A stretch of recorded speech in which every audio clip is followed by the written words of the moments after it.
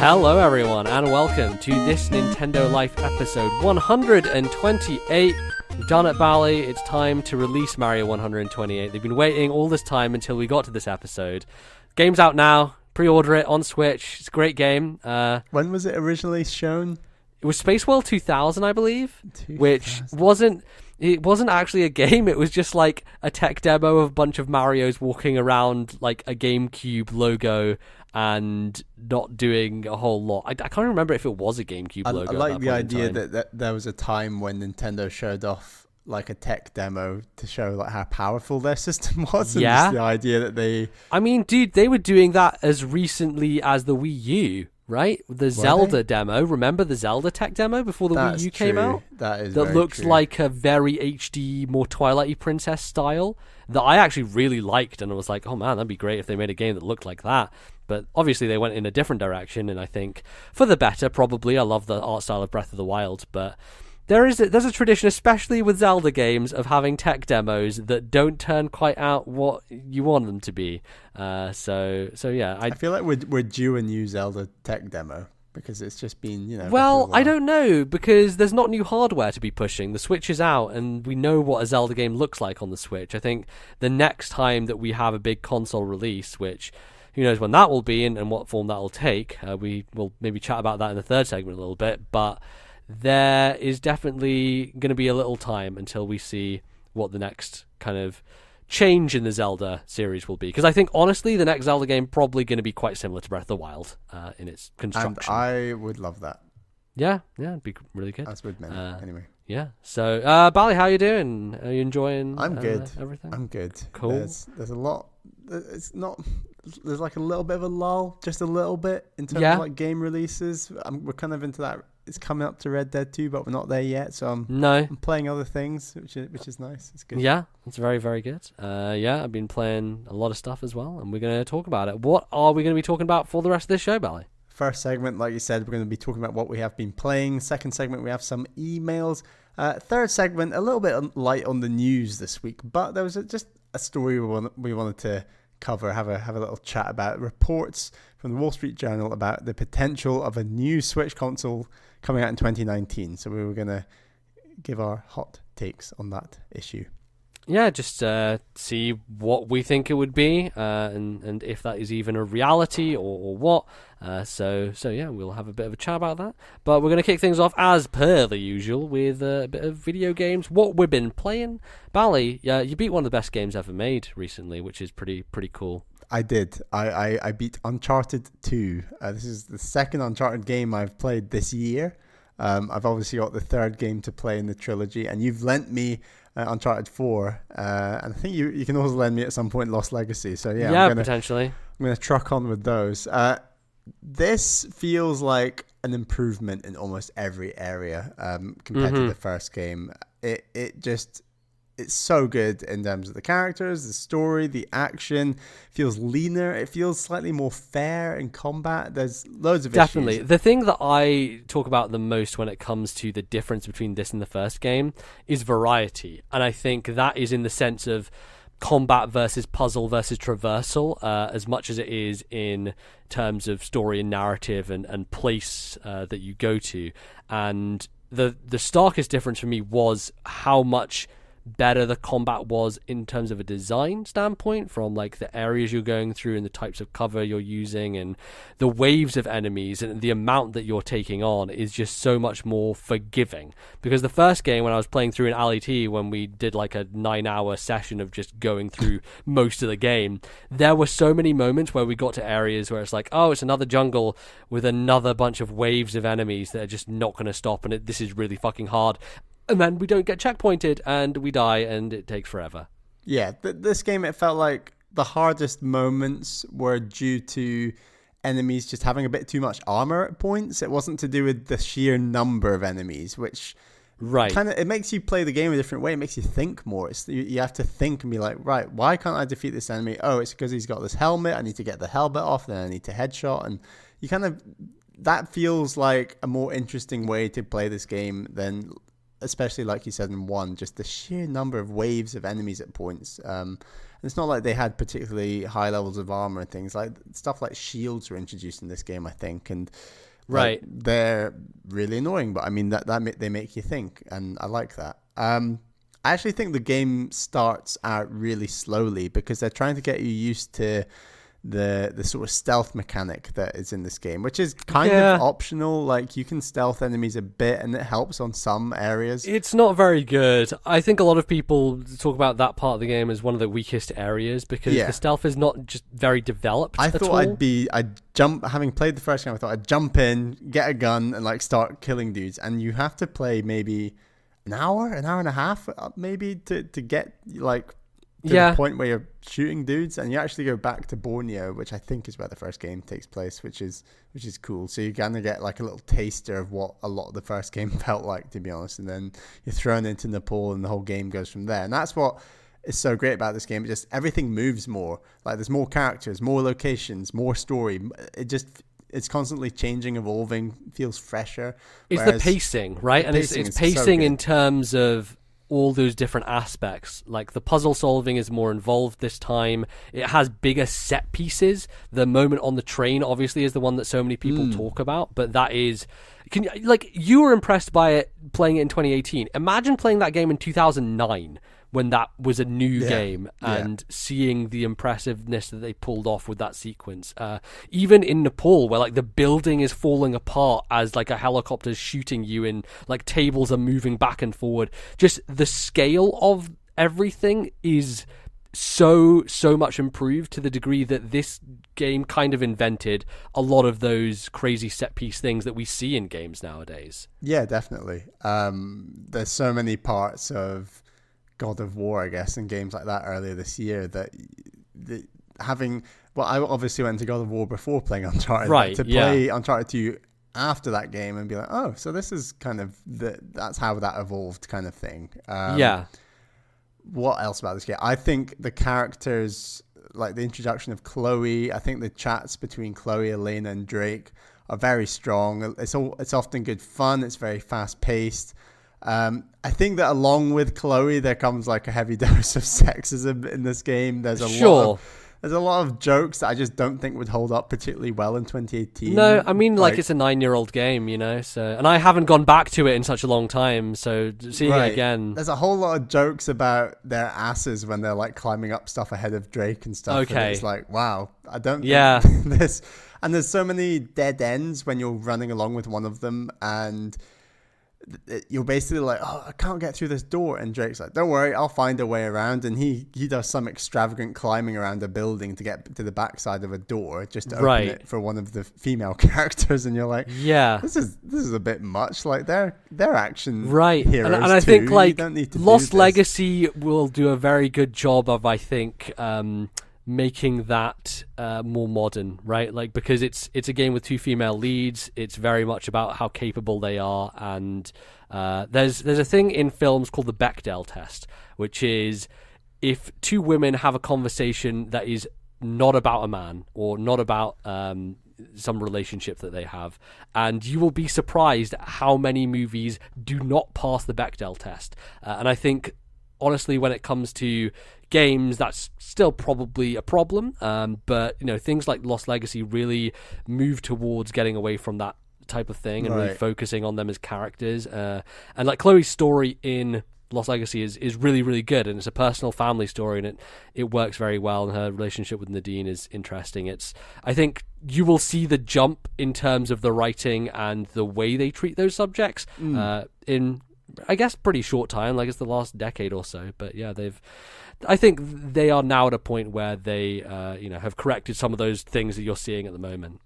Okay, right. Yeah, I was just going to say this game would definitely not pass that test. But the writing generally is very funny, and I really enjoyed the plot. Like the whole, let's follow this thing that leads to this treasure, that leads to this secret place, and then it was good. Like it was really interesting. There were twists and turns and surprises that I didn't think there would be. And I just think I came away from this game like, man, that was like a really lean good experience in a game. Yes. And there's just not enough games that have that degree of just such high quality. Like, it was such a thrill from beginning to end, and was just the perfect game to play when, like we said, we're kind of between a few video game releases, to just go back to the backlog. It was just such a good example of, hey, games were really good back in 2009 as well. Remember that. This was one of the best. And yeah, it was solid. Much like, I was always intrigued why you were so down on Uncharted 1 versus 2. And I kind of now understand why. Right. Would you want to play 1 after playing 2? Maybe up until the zombie part. Yeah. Well, yeah. Yeah. No, I might at some point one day, but not really. I'd rather play 2 again because it's just so much better in almost. I meant in the sense of, like, if you had started at 2, you would not have wanted to go back and play 1. Right? My curiosity would have probably won out, but maybe I do get randomly completionist about crap like that. But, yeah, obviously. But in a story game like Uncharted, I think it makes sense. Even the story in Uncharted 1 is not as strong. It's less directed, and there's not as many moments with characters that you get in the subsequent games, so it takes you don't get as good a sense of them, but it's a good setup, I think, for the rest of the series. And and the third game does a larger focus on the relationship between Nate and Sully, which is really nice, and I think there's not much Sully in this game at all. No, unfortunately, which is a bit of a shame. But yeah, I have not replayed Uncharted 2 since I played it, but I think it's one of those games that I'll go back to eventually, and everything is just so I could actually lend you a PS4 game, MBZ. Oh, good. Look at that. Amazing. Incredible. Cool stuff. But yeah, that's me. I have started Hollow Knight. I will try and beat that game for next time, but short impressions. I'm loving it so far, but I don't want to give away too much. Yeah, Hollow Knight, it's big one. It's a hell of a game. Yeah, it's very, very good. MBZ, what have you been delving deep into? So I'm still on that Dragon Quest XI hype train, obviously. Still playing a lot of that game. I got to a point, so I'm about 32 hours in, got to a point where a thing happens. It's the thing that happens in the middle of that game, and I'm just reinvested again, because I think I was maybe losing some steam. I was like, okay, I've done a lot of this. I've gone to a lot of towns. I've fought a lot of bosses. There are some really cool stories. You've also played a lot of Dragon Quest games. Yes, I have. Recently, yeah. So right, and this game, I think one of the things I didn't talk about last time was like how fucking awesome all the enemies are, and how amazing the animation is. And every time you get to a new area, you see some other ridiculous enemy, and you're like, I just want to fight that thing, to look at it and to look at it, like, move around on the screen, because it's so weird, and they put so much attention to detail, and the names of them are often very funny as well. My favorite part from the Giant Bomb Quick Look is when they come across an enemy called a lump wizard, and it's just it's like this clay lump with a staff, and it's just the funniest looking thing, and it's called a lump wizard. There's just so many weird and funny enemies in that game, and a lot of them are from past games in the series that they've brought back, but that's something that I had as a carrot on the end of the stick, but was maybe burning a little out on, and I think once that thing happened, I was like, oh, okay, I'm back in. There's some cool things they do. I don't want to say what it reminds me of, because there are very specific JRPGs from the Super Nintendo era that have similar things happen, and I think, like, it's very clear that Dragon Quest XI is drawing on so many influences, not only itself but also other games from that point in time, and it's very cool, and I think they execute it really well. Would I get the reference?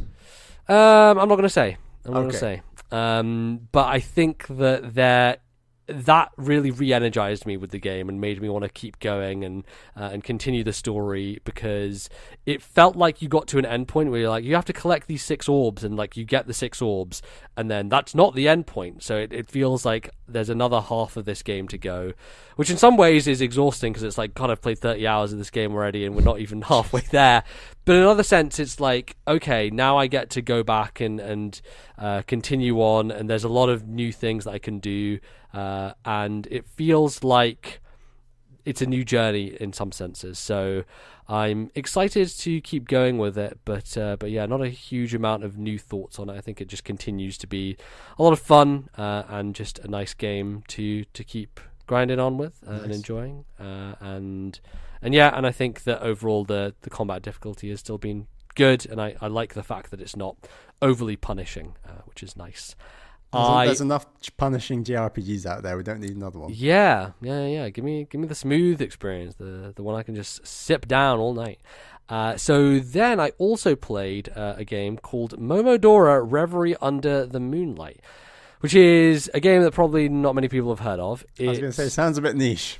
Yeah, it's to some degree. It's a Metroidvania, so obviously I was going to play it because that's what I do.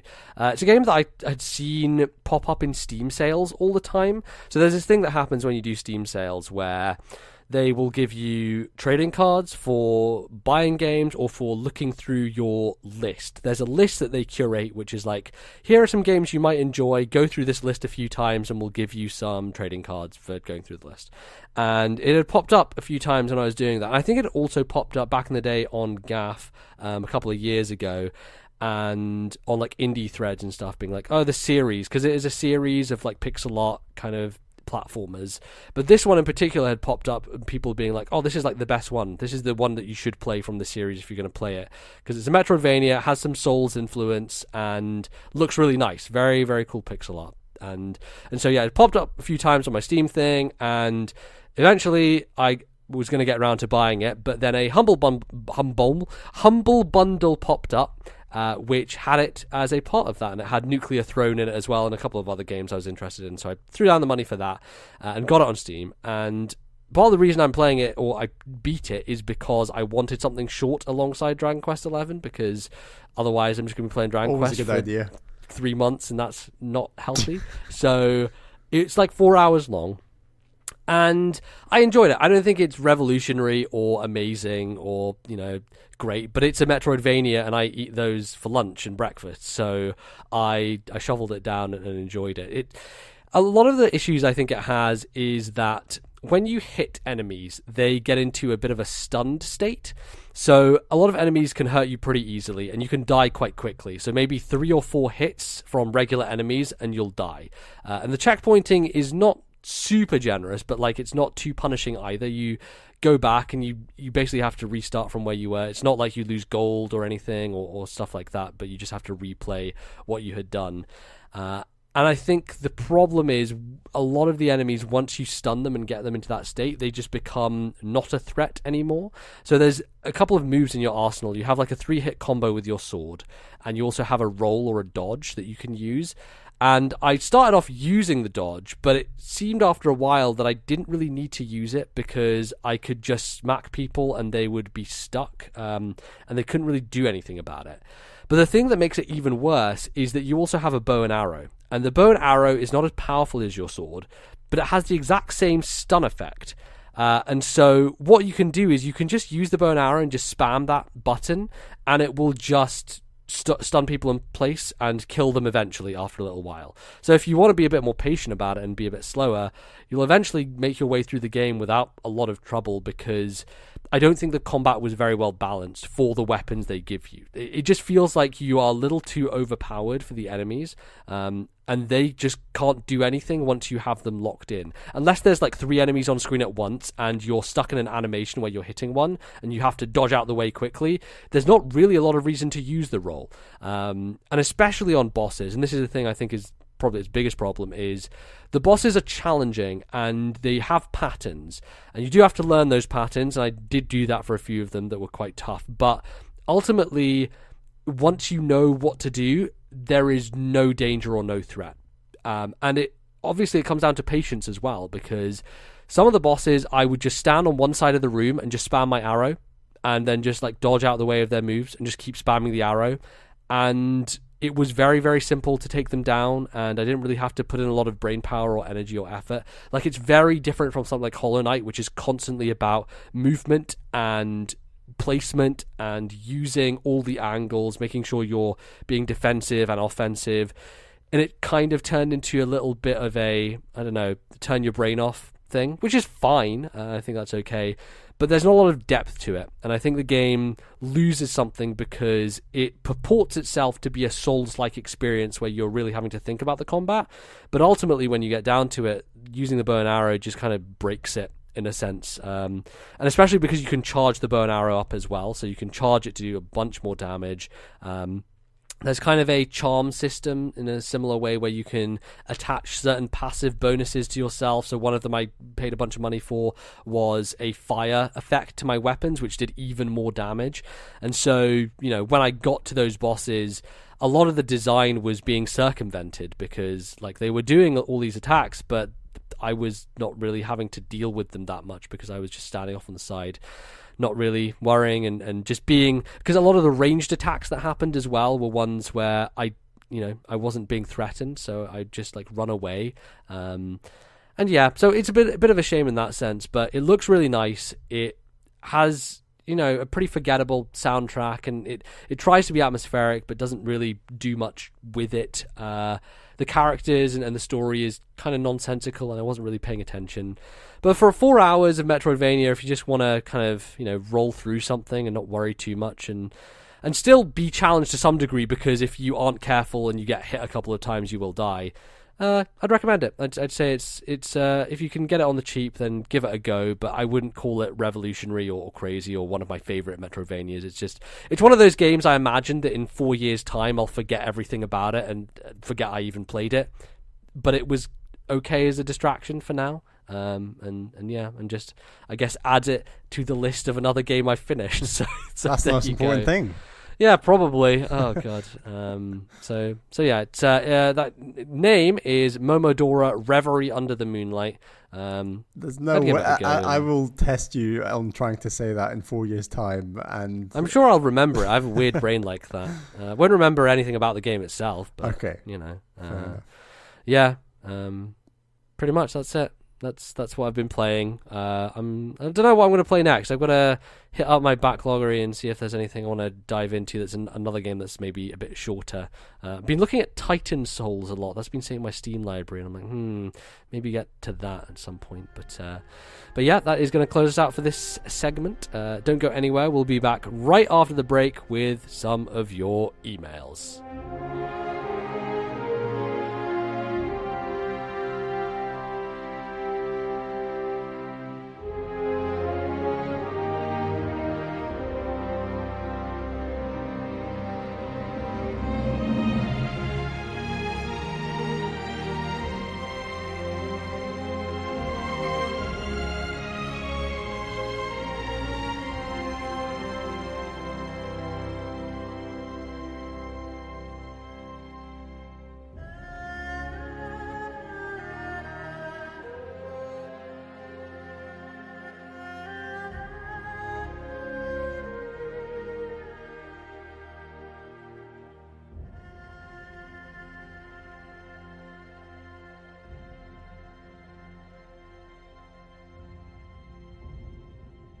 Hello everyone, and welcome back to the second segment of today's show. It is time for listener emails.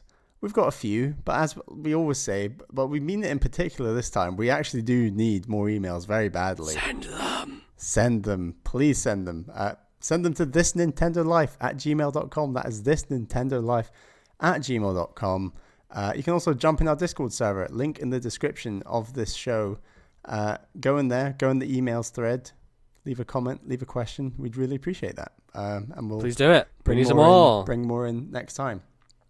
We actually have a follow-up email from last time, MEZ, from B King from Sweden. Let's check in. Who says, "Hey guys, some follow-up and clarification regarding my last email. My girlfriend collects smallish angel statues.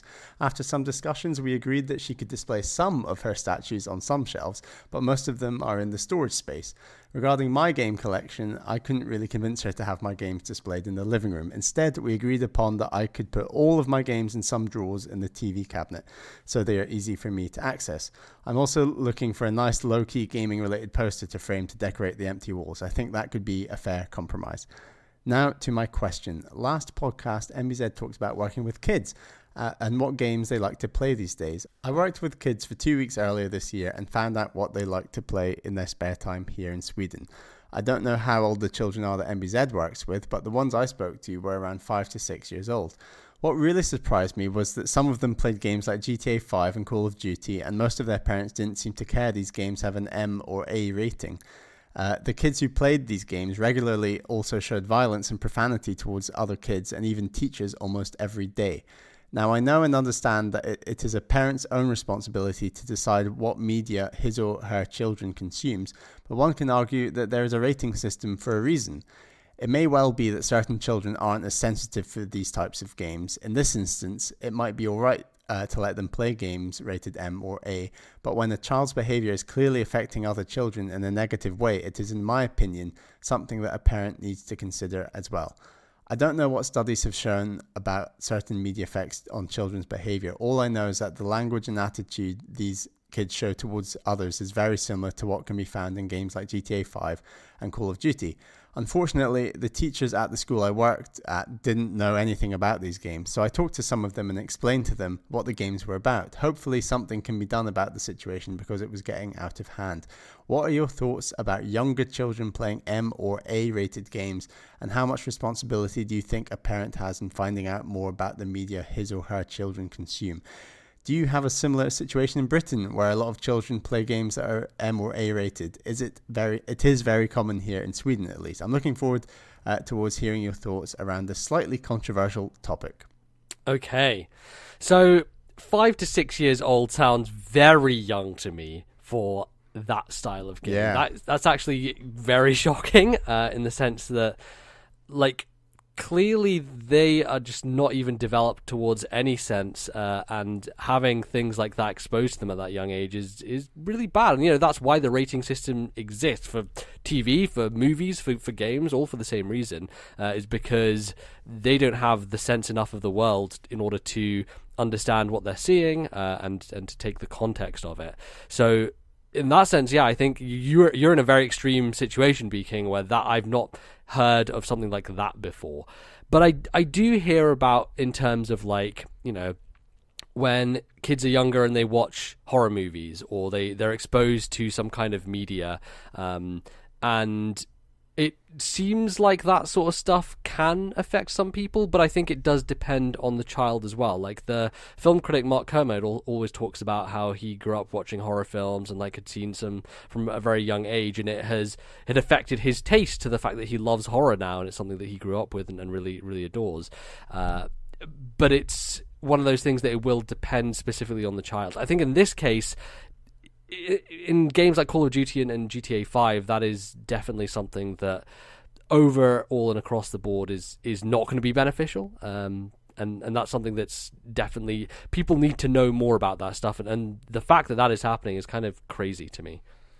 The whole world is terrified about the effect of Fortnite on their kids at the moment. That's like the huge story I've seen everywhere. Yes, absolutely. And it does terrify me that games like Fortnite are just put in this same bracket as games like Call of Duty and Grand Theft Auto, and it does not take much research on video games to find out that how different in style and attitudes and violence that those games have. Like, they're just completely different, and it is concerning. Fortnite is more akin to a Saturday morning cartoon than it is to any kind of, like, war film like Call of Duty. Yeah, exactly. So like, as Beaking says, the idea of 5 and 6 year olds playing Call of Duty and Grand Theft Auto is pretty concerning. But the other thing I would say is making the direct link that it is those games causing those types of behaviors, I wouldn't say is that direct, right? Because if you think about it, the types of kids who are playing those games are the types of kids who are going to have parents who are not thinking about that type of thing. Not to say that they're neglectful, but to say that their attitude and the way they raise their kid is a certain way, right? Yeah. And they're not going to be thinking about those types of things. So it is the overall environment in which they are being brought up in that is going to affect that behavior. It's not just the games they're playing, it's the way that they are brought up to treat other people and how their parents react to other people and the behaviors that are learned at home. So in that sense, I think it's much tougher to draw that direct link, because you can't say that one thing and one thing alone causes those types of behavior. Right. Especially because the effects of games have, in studies, been proven to do things like, up tension and make people, or younger kids especially, as Bal, you said you were reading about, make them more maybe prone to frustration or raise their levels of anger to some degree. But it's kind of a short-lived thing, and it's not the sort of thing that... And that's going to happen regardless of whether it's a violent game or not. It's kind of like exactly. That's just a cognitive function of a child's brain engaging with something like a video game. It's less to do with, you're shooting something, therefore... It's more about overcoming a challenge or something like that. And just a level of focus, yeah. Right, and so when they are... when they're removed from that from a few hours or so, that behavior is not going to just still exist, right? And so there is a detachment there that happens. And so I find it very, very frustrating when the media, perpetuates the idea of violence in video games and everything. And it's always a scapegoat for those reasons. And there are, as I've said, there are studies that have proven that there is some stuff that is affected, but it is not in this sense of the way it's portrayed. Like, it's a very different way that it actually happens. Yeah, there needs to be a more thorough understanding of different types of games. Like, the whole idea of an age rating linking to a kid's behavior directly is so complex, just because of what we've said. Like, it could be any sorts of games that might keep a kid wired or like hyper or something. Like, it is not to do with the age rating on the game necessarily.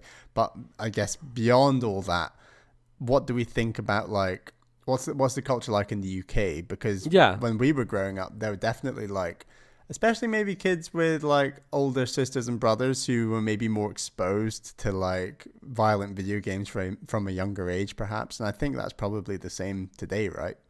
Yeah, I think it's probably similar. I think the thing that changes over the years is how video games have changed and developed, because back when the NES was out, the types of visuals and the types of games were not up to the same standard that they are today, just because the realism and everything that has been brought to the fore with modern technology just makes it so that stuff that kids can get access to these days is far more dangerous in that sense to exposing them to certain things, whereas back when everyone was on the Super Nintendo, there were games that people thought were scary or violent, but not in that same degree because of the cartoonish nature of the visuals and the certain remove that it had. So I feel like it's harder these days to convince people because of the way games have changed so much. And obviously, there were the hearings in America all about violence in video games and Mortal Kombat and all that stuff. And I think these days, a lot of people who grew up with that stuff understand it a bit better, but there's still a lot of misunderstanding going on. And, that's just the way it is. You just have to wait until everyone learns and all the old people disappear. So, right, and we would hope that sort of younger parents perhaps will know more about games like Fortnite and Call of Duty and Grand Theft Auto and how those all link, and what's an appropriate age to maybe play some of those games. And ultimately, I think all kids are different in terms of what's an appropriate age. Definitely.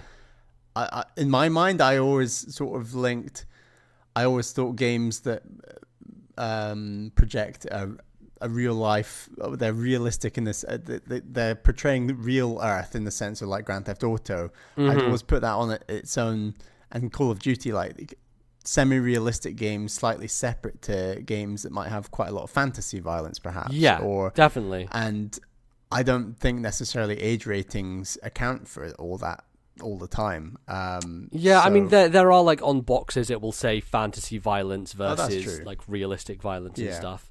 But in terms of how the game is rated, it may, I don't know, there may be differences between the two.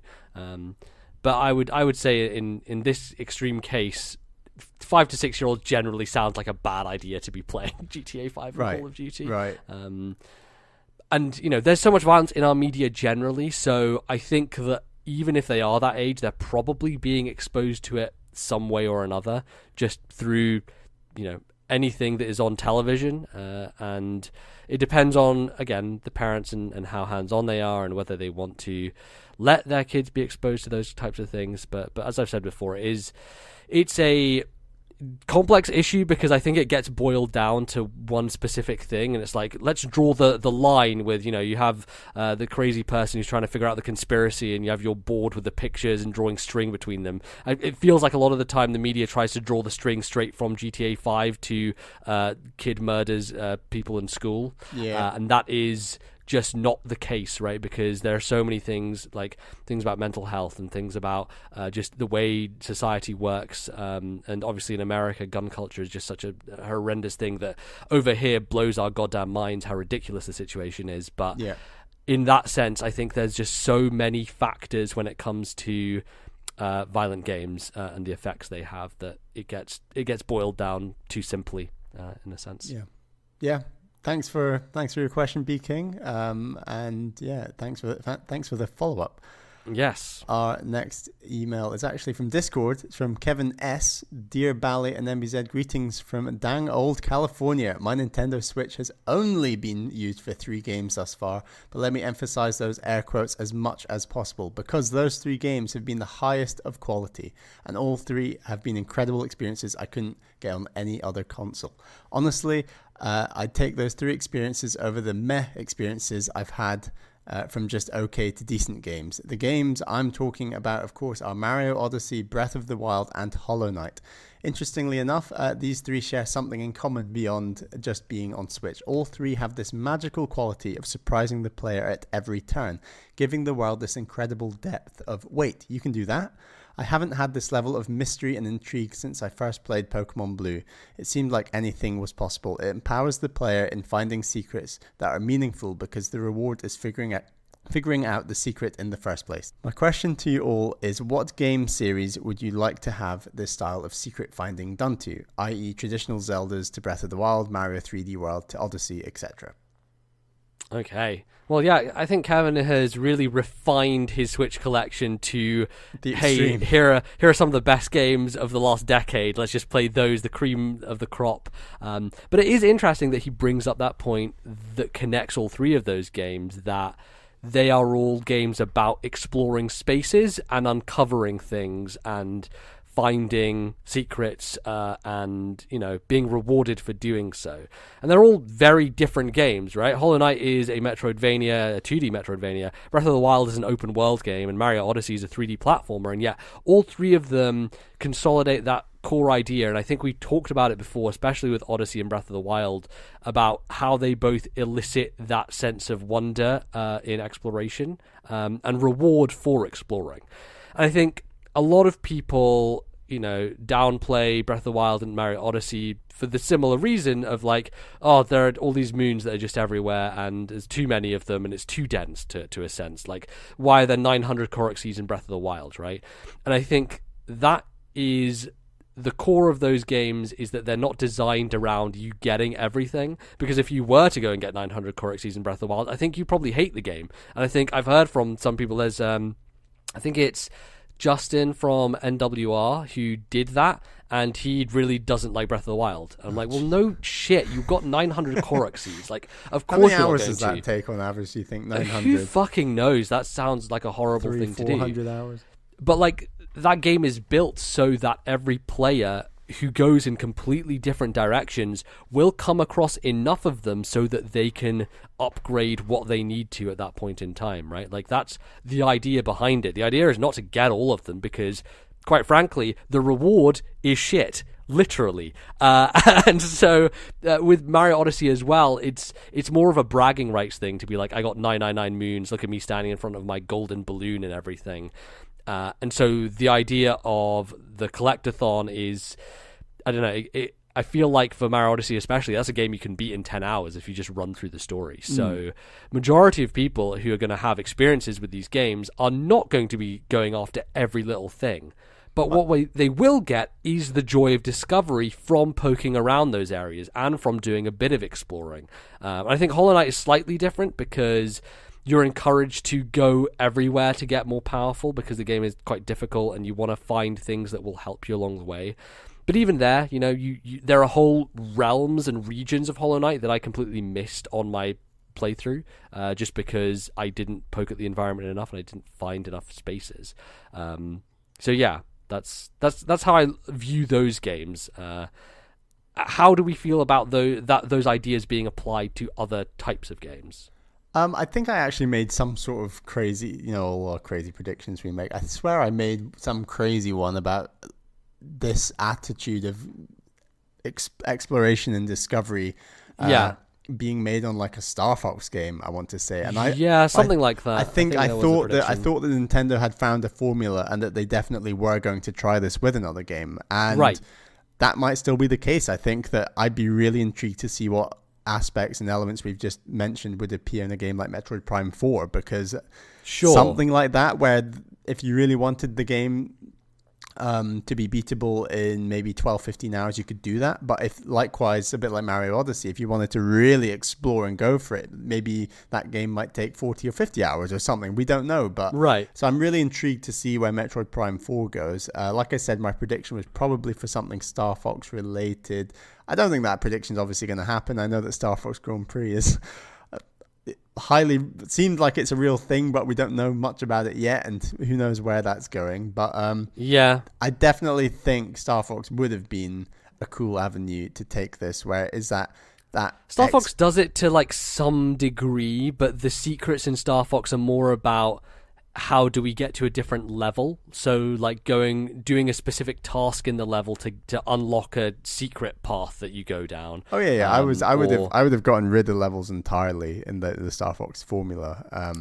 So like how that work though? Would it be like an open space that you would fly around? Would it be akin to a No Man's Sky in that sense, or even what's the game that Star Fox is being attached to, Starlink, that's coming out soon? I mean, I think imagine Mario Odyssey, but instead of getting your ship thing between places, you could have like a fly around to get between those places. So it would be like kind of, an open exploration game, and you fly from planet to planet. Yeah, it's semi-open, but within each planet there's just so many layers and depth in discoveries that you can make and things like that. Like, I think that you could do this to almost any Nintendo IP, arguably. Yeah, the thing I worry with Star Fox is that so many times with Star Fox, people malign the fact that, things like Adventures existed, or even Assault with the on-foot sections, and no one really likes that style of gameplay when they're going into a Star Fox game. Obviously, you can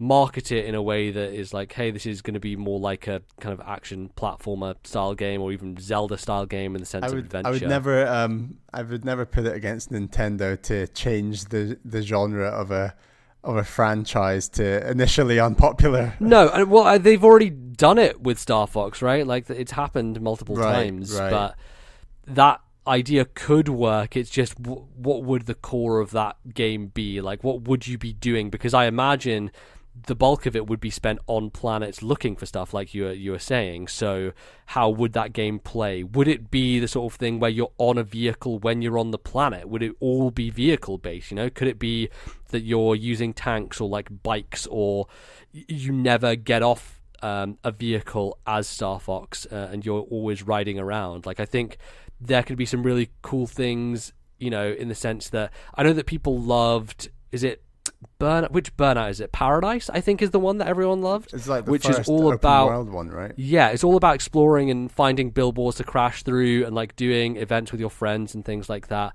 I feel like you could maybe apply that idea in the sense of exploration to a Star Fox game, because it would all be on vehicles, and so you could do things like do cool tricks off of, almost make it Tony Hawk like, right? Like with a bike or something, some sort of vehicle that you'd have where you'd be just exploring the surface and finding hidden caves and I don't know, ramps and things that you could do tricks off of. Or this game feels like obviously an idea that we just come up with on the spot and feels very underbaked, but my only issue would be that if you just make it a on-foot exploration game, then it's no different from a Zelda, and it just becomes one of those, but then you just fly between different planets. Yeah. Which to some degree is what Star Fox Adventures was, because you flew from different places, and there were those short sequences where you were going through like the linear Star Fox style level, but then you would land and you would do something else. Yeah. So no, absolutely. I was also going to say a game like. A lot of these ideas are already utilized in a game like Pikmin, but a game like Pikmin is almost all this exploration and all these secrets, but they're sort of like, imagine them squashed into a tin can or something, where it's very canned. It's like a very dense kind of area you explore. Pikmin is very much about making sure that you do cover everything, though. I feel like there are some things that you can miss, but I think a lot of it is about funneling you into the right direction and making sure that you clean everything up along the way. There's a less exploration to a larger degree of finding lots of little things, because also the time limit, right? The time limit makes it so. That's the thing I would get rid of, right? If you were to do a Pikmin game in this style, is you can't have a time crunch on this stuff, because exploration is all about just like dissolving yourself into the space and making sure that you have the ability to just go at your leisure. And so I think that's why Pikmin doesn't work at the moment in this style of game, is because the time element makes it a bit more pressured. And I don't like pressure on my exploration, if you know what I mean. So no, and I mean Pikmin ultimately, I guess, is time pressured exploration, but it's done on a scale that's so manageable, where, like you said, they kind of force you into these areas and things where, yes, the exploration feels open in a sense, but there's always like a wall at the end of that openness, I guess, that will, that, right, that's the end of this world, I'll return back to my ship and come back here the next day, sort of thing. It's not like, it doesn't keep going like a game like Breath of the Wild can, where you're like, I'll do this secret little thing I found, and that links to this other secret thing, and then you realize you're miles away from the original thing you were initially intending to do. Yeah, exactly. So that's definitely something that they could do. And, this could be applied to so many different games. I think sometimes it may not work as well. And I think a lot of people have, as we already said, expressed their disdain for this style because it feels quite hollow in the sense that they're very empty tasks that you're doing a lot of the times. Like every time you find a Korok seed in Breath of the Wild, it may be one of 15 different things that you'll do multiple times over the game. Or in Mario Odyssey, like every moon doesn't feel like a big deal because there's just such a density of them. So it could reduce the enjoyment of certain games, but I think it depends on how you play them, right? And I think that I 100%ed Mario Odyssey, and maybe that wasn't an amazing idea because it was a lot of just grinding out, especially coins at the end, of just like, I just want to get that number. I to actually 999. enjoyed it more than I thought I would. In the sense that I really felt like I did see under every single, round every corner, under every roof of that game, like everything. Just I was worried that I might miss something, and the idea that I said to myself, right, I'm going to get every single moon, meant that it felt like no leaf was unturned, and that was quite a satisfying I look at it from another perspective as well, in that because I so thoroughly explored that space, there was no wonder left in it. There was no imagination. And I think because I didn't do that with Breath of the Wild, I spent 100 hours in Breath of the Wild, but I wasn't scouring every last inch of it. I can still go back to that world and find some new places and be like, oh wow, I'd never seen this before, and there's still that's why Breath of the Wild was so incredible, is because everything was so fresh and new, and every time you came across something, it was just a wondrous experience. And that's why replaying that game, I feel, is tougher, because if you do go through and do all the shrines and explore as many places as possible, there's not as much of a joy to that game, because the joy of that game is finding everything. And I think if you do that with video games and you are a completionist and you do 100% things, when it comes to this style, I feel like it becomes a lot weaker when you return to them. Like, I don't feel like Mario Odyssey is as strong a game as Mario 64 in terms of returning to it, because the platforming challenge is not really the big deal of Odyssey. The big deal is finding things and knowing where things are, and that mechanically for me is not as satisfying. It's a lot more about navigation, which was actually kind of unique for Mario in that sense. Like you were doing things in a Mario game you wouldn't have done before in any Mario game, really, and that was the unique selling point.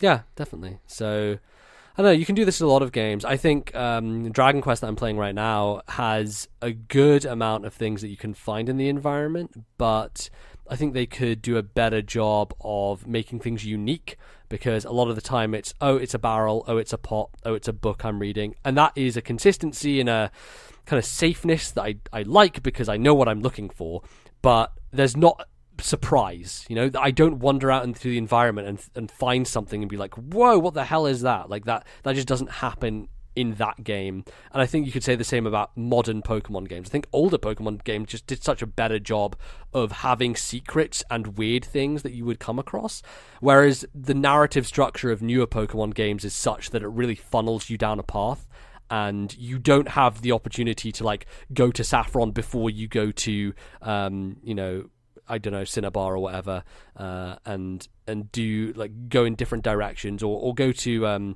different towns. Like Red and Blue and Gold and Silver especially did a much better job of an open-endedness to them that wasn't so funneled in that way. So, but yeah, good question, Kevin. I am personally intrigued to see like what we'll be talking about in 3 years' time, whether there'll be another raft of Nintendo games that kind of follow that mold to a degree. But yeah, definitely. And whether we'll be sick of it or not. that is a very good point. I certainly know Joseph Anderson will be. Oh yeah, for sure. He's done with those 3 games. But yeah, as I said at the top of this segment, we are really in dire need of some emails. So please send them to thisnintendolife@gmail.com. That is thisnintendolife@gmail.com. And if you don't want to send an email, why don't you pop on over into our Discord server, link in the description, jump into the emails thread and post a question there. We would really appreciate it. But that's all we have for emails this segment. Join us in a moment for part 3 of the show.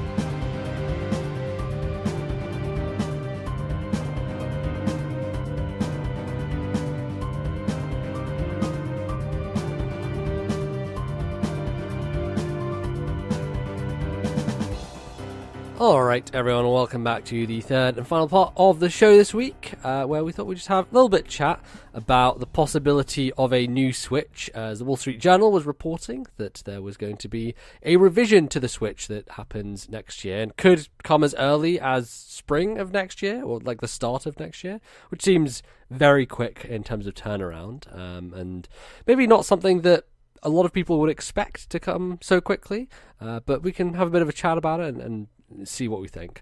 I think the first thing to think about is how analogous is the Switch to the 3DS, because the thing we need to obviously talk about is, in the past, Nintendo's upgrades and changes to their hardware have mainly been in the handheld realm, right? Like the Game Boy had so many iterations, from light through to pocket through to color, it changed so much. Advance obviously had the SP, DS went through DSi and DSi XL, and the Lite even before that, and 3DS had like 4-5 different. We have like 2DS, the new 2DS XL, like the list goes Nintendo's on. Naming convention on their handhelds is just stupid. The 3DS most of all was just ridiculous. So how do you feel Nintendo feel about the Switch and treating it like a handheld similar to the 3DS, Bally? I think for them it's all about how do we sell this to a wider audience, and especially that audience who bought so many types of 3DSs as you've just outlined. Yeah. And how can they make it cheaper and more viable? And because I think the only issue for a lot of perhaps young people and the Switch is the price. I don't think the lineup of games or anything like that is a turn-off necessarily. No. In fact, like most of those types of games are ones that would appeal to the types of people who play 3DS, I think. Yeah. You know, it feels like, especially stuff like Mario Tennis, which was on 3DS, and Yoshi's Woolly World, which was put onto 3DS, and we have games that are analogous to that coming to Switch as well. And so, you know, I think that the barrier to entry is obviously the quality of the hardware and how breakable it is potentially for that audience. That is an right? issue, yeah.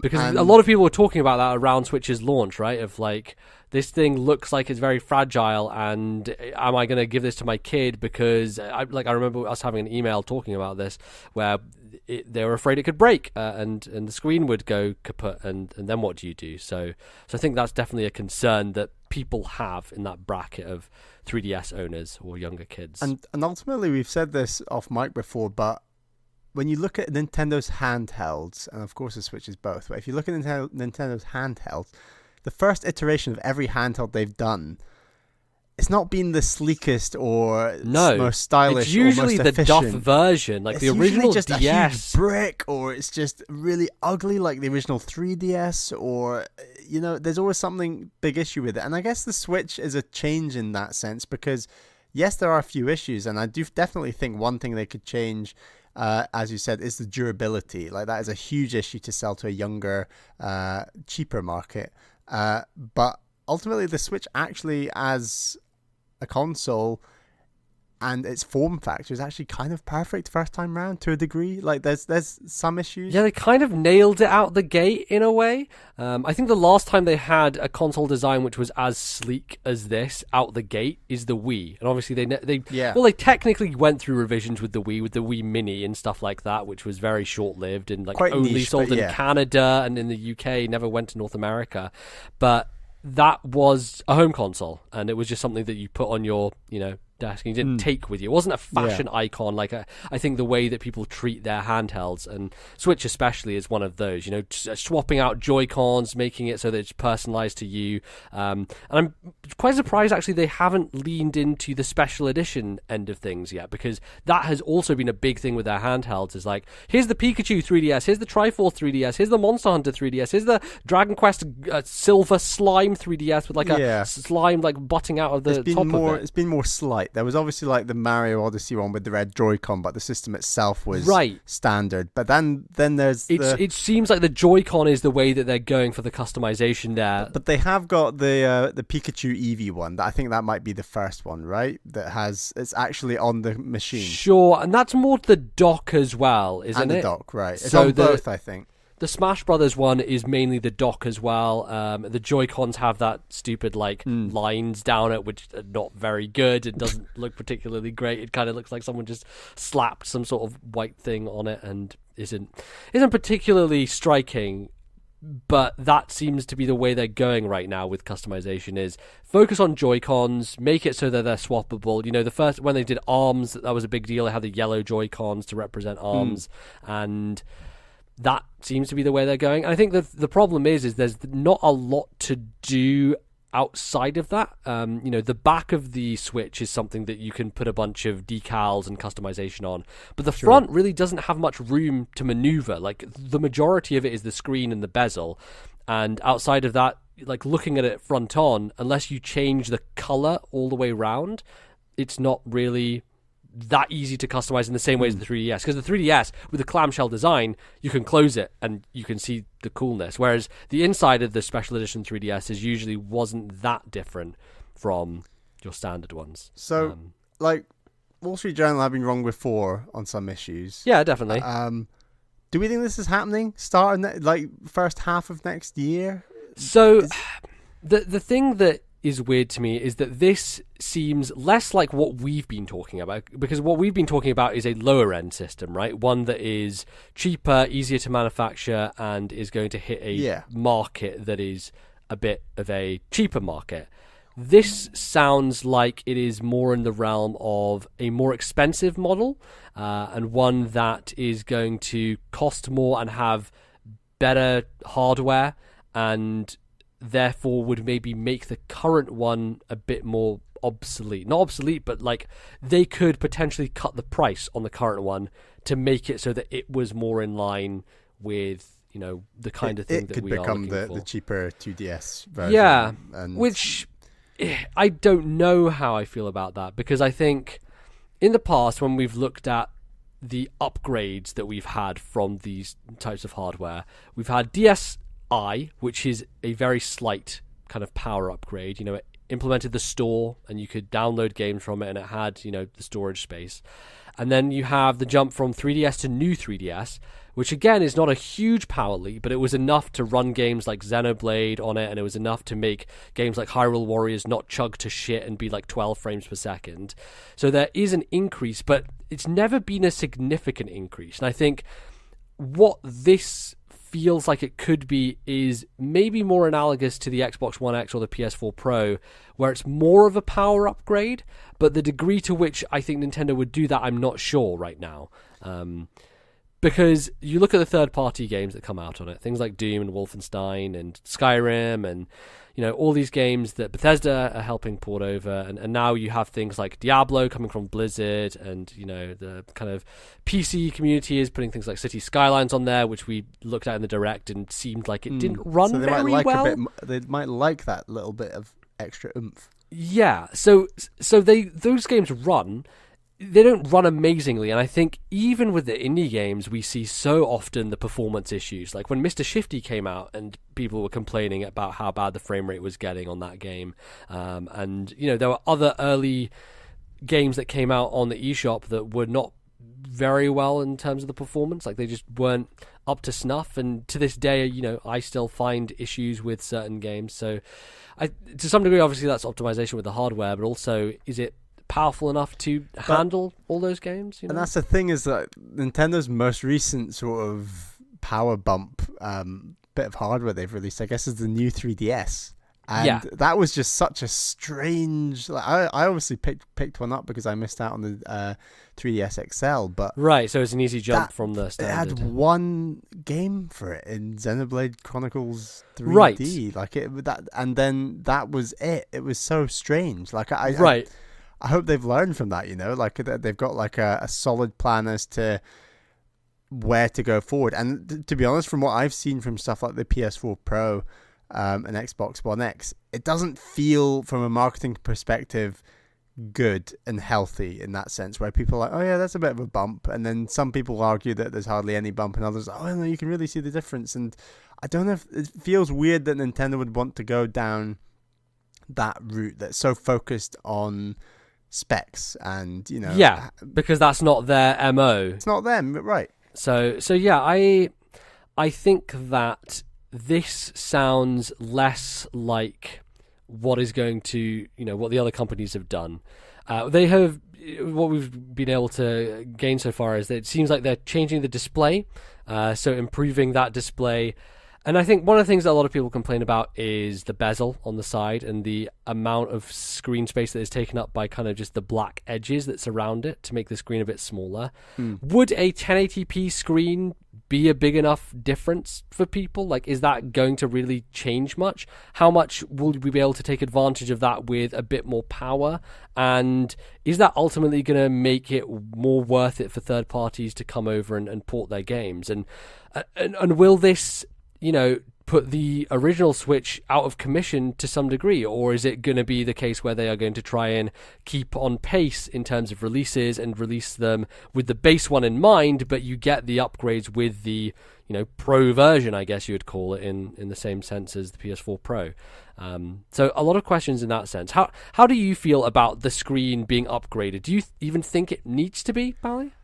I think if it is upgraded in terms of, you know, 720 to 1080, they got to make it bigger, because I can't see how you'd have to have a really fine eye, or it would only be clear on a handful of games, I would guess, with the current screen size. And once you make the screen bigger, do you also make the Joy-Con bigger? What do you even do with the Joy-Cons? Because then you run into incompatibility problems, don't you? Right. Because I think the whole nature of the Switch is swapping out the Joy-Cons, and if suddenly it is big enough to where you can't use those same ones you've already bought, there's that problem that crops up, and it's like, oh no, this becomes obsolete, and I spent all this money on these, and now I can't use them anymore. So that's the problem. I think that's the Per Schneider with his like million-colored rainbow of Joy-Cons. Right. What's he going to do with all of those? And I think that is the issue when I think about changing the Switch. Is all the people saying, okay, so what if we just have it so that the Joy-Cons are already attached to it? Like, it's a small model, they're already attached to it.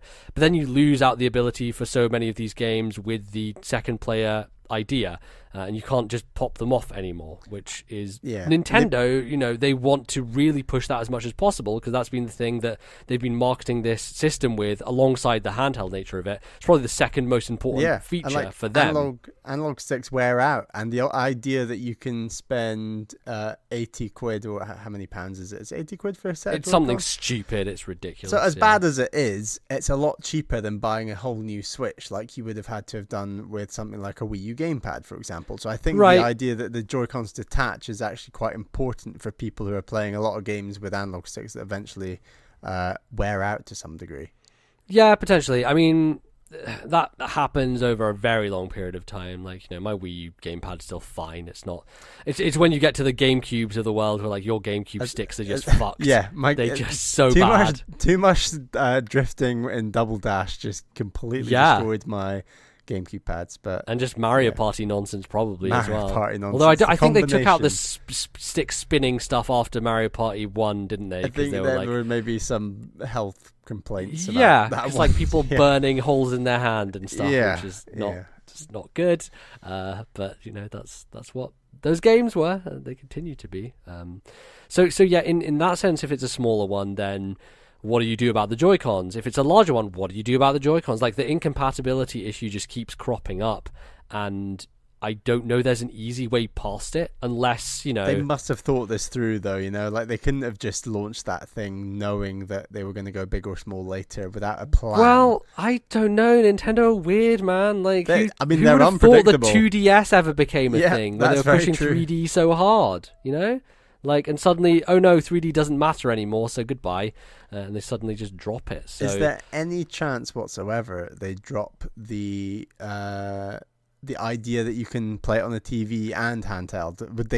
Would they even go handheld? I mean, that's the name of the system. It's called the Switch. Right, but the 3DS was called the 3DS, and look what they did to that. Yeah, I feel like the portable home console nature of the Switch is far more integrated into its DNA than the 3D of the 3DS. That's true. Yeah. Don't get me wrong, the 3D on the 3DS is my favorite feature of it. That's why I love that system. It's great.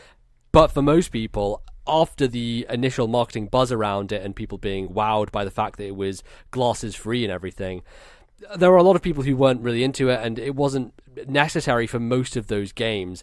Whereas I think the idea of having portability and home console is so integral for so many people with this system. So that's the stumbling block I always come to, is like, okay, so what do they do? Like, they really just have to keep the same form factor. And the question is, do they make a cheaper version with lower quality parts that doesn't run games as well, which would be bad, because already a lot of games don't run particularly well on the system? Or is it that they, do a more expensive model and the current Switch just becomes the base cheaper model?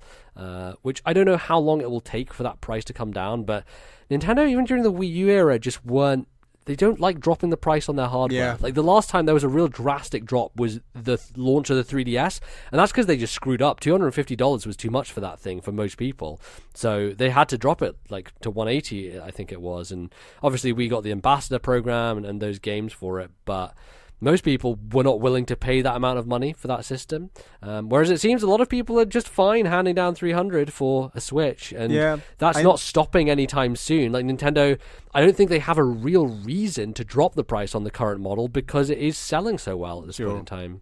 I have a couple of people I know who are keen to pick up a Switch, but they're kind of waiting for the right time price-wise, and they keep saying, "Well, you know about Nintendo stuff. When's Nintendo going to drop the price on the Switch?" And I was like, I guess you might get a tenner off with Black Friday or whatever it's called. Yeah, they'll probably be through a store, not through Nintendo themselves. You're never going to get more than a tenner in the next couple of years, arguably. Probably. Maybe. Like I don't know. Basically, I told them. I said honestly, if it's the difference in like, if you're wanting 30, 40, 50 quid off this thing, you're going to be waiting a long time. So you might as well pick one up now, is what I told them. But who knows? Yeah. And I think if Nintendo were to go more down a power route, then it would be waiting for a next console to make that big leap, as opposed to doing it within this generation. Maybe they feel the pressure, maybe they feel that because PS5 and Xbox 2 or whatever the fuck they call those machines are looking on the horizon a bit more keenly now in the next couple of years, what happens to those ports of games? Because we're just about squeezing Wolfenstein 2 onto the Switch.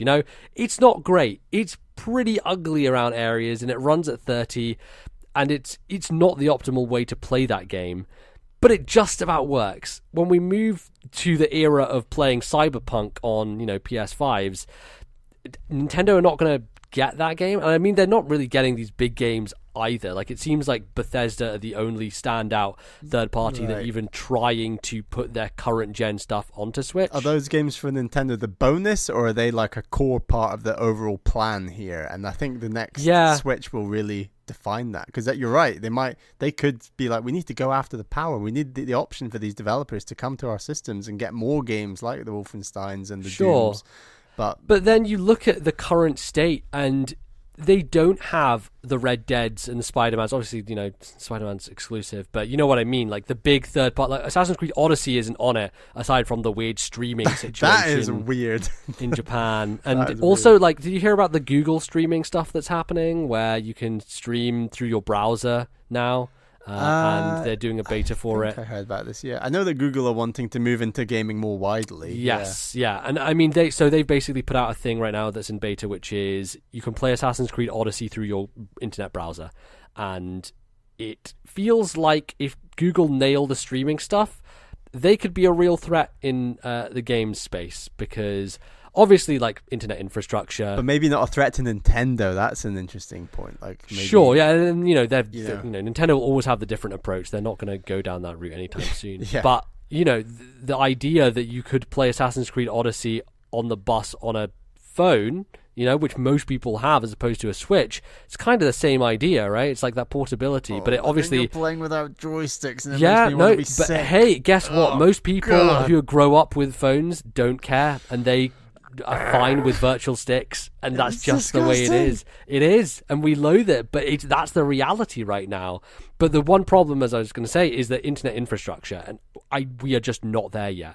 And unless Google has some crazy voodoo magic that allows you to play even with lower internet, then and make a good experience, graphical fidelity is speeding up at a rate that is faster than broadband width or whatever. Like, it's not happening. Yeah, I mean, like, you have to have, if you want to maintain the crispness of the visual, you have to have a very high bit rate, and that's the thing that's going to kill you in terms of the internet usage and being able to stream it through. So people have been giving reports of the Google thing, and it sounds like it's pretty legit, but is that going to be a route that Nintendo ultimately go down with more of these games? With like Assassin's Creed Odyssey, is just trying to stream them to the machine, like RE7. I don't know how successful that's been, and it's only in Japan right now. Whether they bring it to the West I doubt it, but they could, and that could be another solution to it. But I was going to say that, like, you look at the current momentum, and it's all based around Nintendo first party and independent games, and that has been the thing that the Switch has hung its hat on these last couple of years, and it continues to do well because of it. So in a lot of ways, for sure, those having a new system is not really going to change the momentum of Switch, because it doesn't really need that much power to run those games. Like, Nintendo knows how to leverage their own hardware, and they've already done an amazing job with it. Like, look how incredible Odyssey looks. Mario Odyssey, that is. I hate that we have another Odyssey this year. And won't be the last. Right, and it runs at 60 so smoothly, look gorgeous on the screen, runs fantastically on TV. They are masters of their craft when it comes to their own hardware, and the indie devs don't really need the push. So yeah, I think that obviously some people will want a bit more of a power boost, a bit better screen quality and things like that, but is it going to be, a PS4 Pro situation, or is it going to be a new 3DS situation? And I feel we're leaning far more towards the new 3DS situation, just because it'll maybe help them with some certain games, and they don't need to go much further beyond that. They could maybe iron out a few kinks here and there. But I think the most important issue is like price in relation to durability, and aiming at that young market who all picked up a 3DS, and like what do they do about that? And be interesting, because I think there is a wide market for that, but then with it, I guess, comes a lot of some of Nintendo's games that maybe aren't always our cup of tea, that market absolutely laps up at the moment. Like I don't know, like this crazy ass Pokemon game coming out at the end of this year, and right, like that. But yeah, that market will also pick up your Breath of the Wilds and Mario Odyssey here and there. So it's exactly. All good. Right. So I think that pretty much covers it. I feel like this isn't going to happen anyway. It feels to me too early, at least. I would think that with the momentum they currently have, there's no real reason to change course and to do anything different. So I think if you're gonna do it, why wouldn't you do it just before the PS5 comes out or something cheeky like that? You don't maybe have to do it early next year. No, wait a while. Maybe getting ahead of them, but like, yes, it's not even. Are they even really competing? Like it doesn't seem like they are. They are the handheld console for most people now. It's like you own a PS4 or an Xbox, and then you own a Switch as your secondary thing, and that is the majority of people, and that's the way it's gonna kind of be for a little while, I think. So yeah, we'll see. I'm pretty sure they will do another Switch, but I think it's going to be later down the line. So yeah, all right. Well, anyway, that pretty much is going to wrap us up for this show this week. So thanks everyone for tuning in and listening, and continuing to give your support to the show. You can obviously find us in a lot of different places. If you go to Twitter, you can find the Twitter for our podcast, which is at TNL Podcast, and that's where you'll find a lot of updates, links to our Discord and email and things like that, and our YouTube channel, obviously, where the show goes up at the end of the week. So yeah, you can find that stuff there. You can find me at LordNBZ on Twitter, where I tweeting less, but I'll get back into the swing of things. Just need to have some free time in order to waste my time on Twitter and spout random nonsense. Where can people find you, Bally? I'm on Twitter at Ballyman91, BALLYMAN 91. I share my thoughts here and there. Not always the most consistent, but I try. Yeah, and you also annoy the shit out of me by spelling Hollow Knight as one word and uncapitalizing the K. Is that not a thing? No, it's two words, and you should capitalize the K. Jesus Christ, Bally, don't write Hollow Knight as one word again. You're murdering my English degree, please. Gotta save them characters, Oh, jeez, you don't need to anymore. They gave you double the characters. It's just there for you. I have a lot to say about Hollow Knight. Okay, I need to save that space. Maybe just do a thread. Maybe just write an essay. Oh God. Yes, so yeah, you can find us all those places. We also want to give a huge thank you to our patrons, and some specific people in particular, Bally.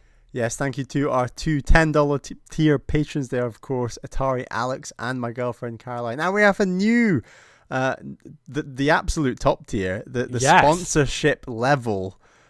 Huge shout outs to Daniel V for supporting us at this tier. We are hugely appreciative of your Patreon support. And Daniel said that he didn't have anything to plug or sponsor, but he just wanted to support us, which is just very nice. So thank you so much, Daniel, for that.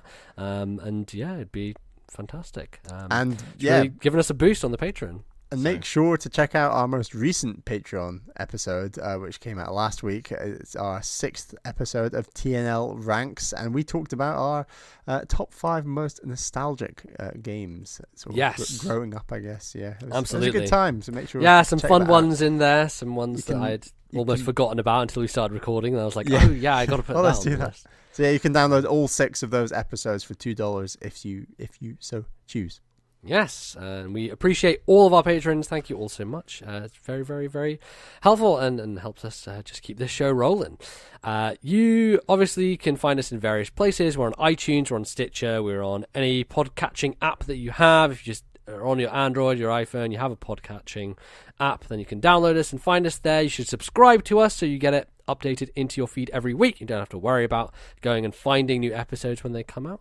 And yeah, it's a good thing to do. And also, just keep sending us some reviews and putting them in. It's what we like to hear and what we want to do to help build up the show. So send us some reviews over on iTunes and some ratings, and that really helps boost up the show's profile so we get more people listening and all that good stuff.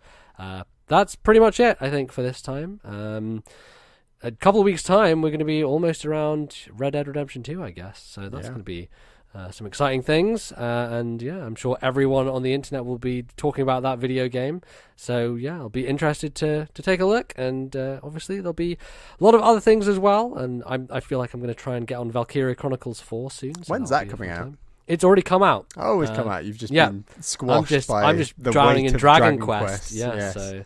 Don't forget that Xenoblade Chronicles 2. I know, Bally. I know. Stop telling me there's too much. God, all the JRPGs at one. Yeah. One wave. Hey, just let's dump 2 40-hour games at once, and then also here's this 100-hour one. Too. Oh, and here's this infinite game you can play forever. Smash Brothers Ultimate. Oh boy. Yes. Every day, Bally, is a day closer to Smash Brothers. End of 2018. It's hot. Every day is a day closer to another character reveal for Smash Brothers. So, every day is a day closer to me smashing your ass off the stage. With side smash. Well, hey Boomtown. son, I've got Ridley now, so you can fuck off. It's time to bring out the big guns. Let's settle it and smash. We will. And yes, and we will settle some more stuff next time on the next episode of This Nintendo Life. Thank you again, everyone, for listening, and we'll see you in a couple of weeks' time. Bye-bye.